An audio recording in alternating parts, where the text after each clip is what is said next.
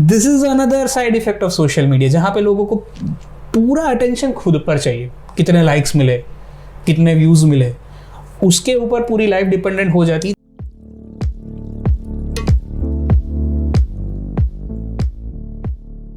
तो ये जनरेशन में काफ़ी चीज़ देखने को मिलती है, और स्पेशली जब से लॉकडाउन का टाइम हुआ है, जब सबसे घर में अकेले हो गए, तो काफ़ी लोग इतना बड़ा सोशल नेटवर्क, मान लो कि उनके 500, 700, 1000 लोग सोशल मीडिया पे फॉलोअर्स हैं, फेसबुक पे, इंस्टाग्राम पे, तो भी वो लोग के अंदर एक लोनलीनेस रह जाती है कि यार प्रॉब्लम के टाइम में बात किससे करूँ। भले वो 700 लोग, 800 लोग सबको फॉलो कर रहे हैं, लेकिन एक लोनलीनेस सी लगती है दिमाग में। जब भी कोई प्रॉब्लम आती है तो शेयर नहीं कर पाते किसी चीज़ से, और लगता है मैं अकेला हूँ यार, कोई है नहीं मेरे पास।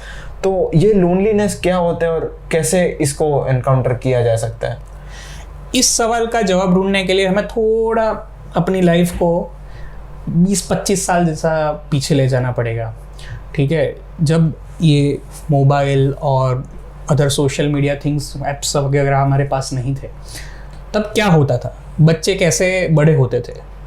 तो सीधा सा आंसर मिलेगा आपको कि जब भी समर वैकेशन या इनफैक्ट वैकेशन ना हो, तब भी रोज़ शाम को बच्चे जाते थे नीचे खेलने के लिए, एक दूसरे के साथ खेलते थे, एक दूसरे को अपने बारे में बताते थे। So that is how there communication skills developed. Now आज की लाइफ में अगर आप देखो तो बच्चे कैसे बड़े हो रहे हैं, basically they are all into the mobile, Facebook करते रहते हैं, इंस्टाग्राम करते रहते हैं।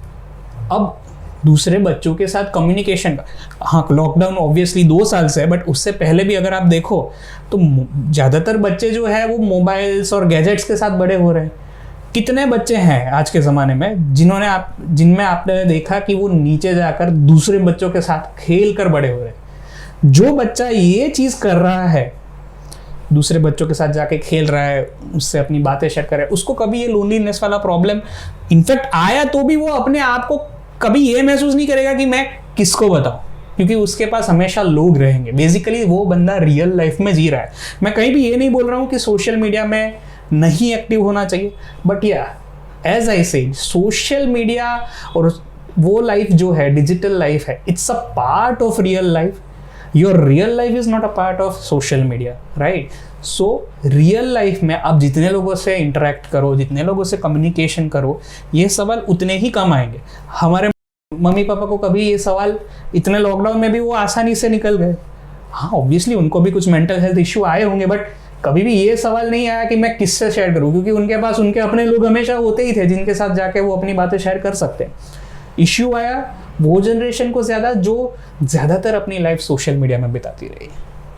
तो लोग बोलते हैं ना कि आपने बोला कि मैं नीचे जाके खेलो, ये तो लोग, काफ़ी लोग क्या इंट्रोवर्ट होते हैं और फिर बोलते हैं मैं दोस्त तो बनाने जाता हूँ पर मेरा कोई दोस्त बनता नहीं है, कोई मेरे से बात नहीं करता, सब मेरे को इग्नोर करते हैं, सोशल मीडिया में भी इग्नोर करते हैं, मैं कभी मिलने जाता हूँ तो भी इग्नोर करते हैं। तो वो चीज़ भी बोले कि मैं सबसे बात तो करने जा रहा हूँ पर मेरे को इग्नोर कर रहे, फिर मैं लोनली रह गया। यस, सो बेसिकली हमें ऐसा चाहिए कि हम जब भी नीचे जाए तब सब लोगों का पूरा अटेंशन हमारे ऊपर हो, राइट? बट प्रैक्टिकली स्पीकिंग वो पॉसिबल नहीं होगा। जब आप नीचे जाओगे, 8-10 बच्चे खेल रहे होंगे, ऑब्वियसली सबका अटेंशन वो 8-10 बच्चों में बढ़ जाएगा। बेसिकली ये इंसान की या वो बच्चे की खुद की इनसिक्योरिटीज़ होती है, जिसकी वजह से उसको ऐसा लगता है कि लोग मेरे पे ध्यान, बट ज़रूरी नहीं है कि वो कंटिन्यूअस आपको ही अटेंशन दे।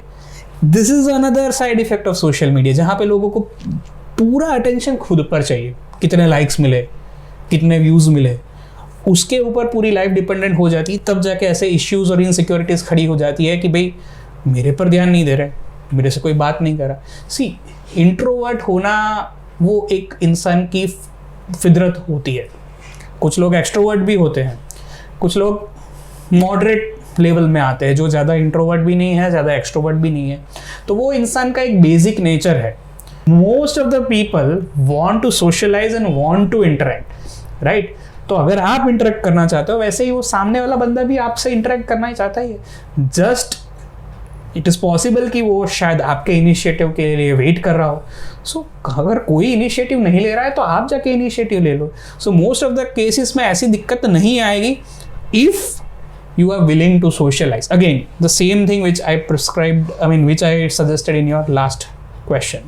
तो काफ़ी लोग जो यंगस्टर्स हैं 18 to 25 में, तो काफ़ी लोगों में कैसा होता है कि फैमिली का प्रेशर बहुत रहता है। यूजुअली इंडिया में फैमिली का प्रेशर बहुत रहता है कि जैसे ही बच्चा 20-21 क्रॉस करता है तो उनको बोलते हैं पैसे कमाने का प्रेशर होता है, करियर बनाने का प्रेशर होता है। और एक चीज़ तो हमेशा रहती है कंपैरिजन, कि देख मेरा क्लासमेट है, वो कोई अच्छे मार्क लेके आया है, वो कहीं पे जॉब कर रहा है, या फिर उसकी 4 लाख की जॉब लग रही है, मेरी 2 लाख की लग रही है, मेरी 2.5 लाख की लग रही है।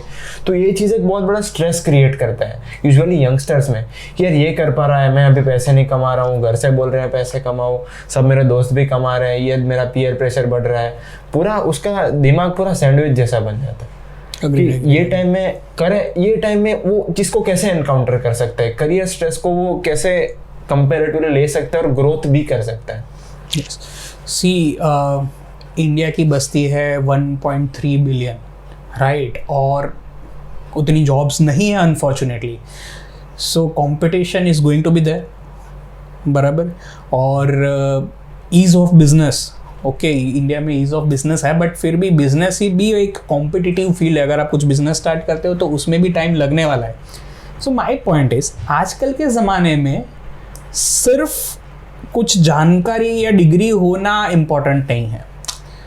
In most of the cases you need to possess some special skill. Now ये स्पेशल स्किल का मतलब मैं ये नहीं बता रहा हूँ कि आपको किसी और से कुछ ज़्यादा करना है। स्पेशल स्किल मतलब कोई यूनिक काम ढूंढना है, right. Now some people like photographing, so they excel in photography, right. अब फोटोग्राफी एक बहुत वाइड फील्ड है, बराबर। कोई मैरिज फोटोग्राफी करता है, कोई वाइल्ड लाइफ फोटोग्राफी करता है, कोई आर्किटेक्चरल फोटोग्राफी करता है। अब सही यही चीज़ को अगर आप देखने जाओ, सपोज आजकल ये हमारे इंटरनेट और वो सब वो आता है fibre optics. So like there are people who manage this fibre optics, उसके कनेक्शंस को मैनेज करते हैं। So this are very special skills, right. So कहने का मतलब आपको दूसरे से ऊपर नहीं उठना, बट एटलीस्ट आपको ऐसा काम करना है जो एक स्पेशल स्किल है, जहाँ पे आपको अपनी आमदनी कमाने जितना मौका मिल जाए। ओके, बट अगेन आपने पूछा कि मुझे उसमें एक्सेल करना है, मुझे जस्ट आमदनी नहीं कमानी।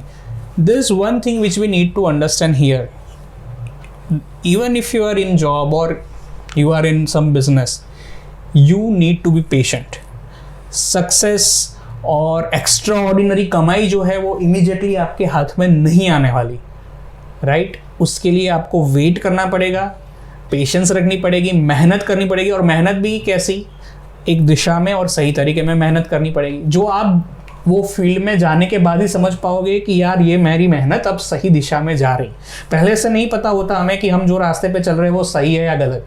सो कहने का मतलब ये है कि पेशेंस रखना, उसका कोई ऑल्टरनेटिव नहीं है, पेशेंस तो रखनी ही पड़ेगी। There are no shortcuts to the success.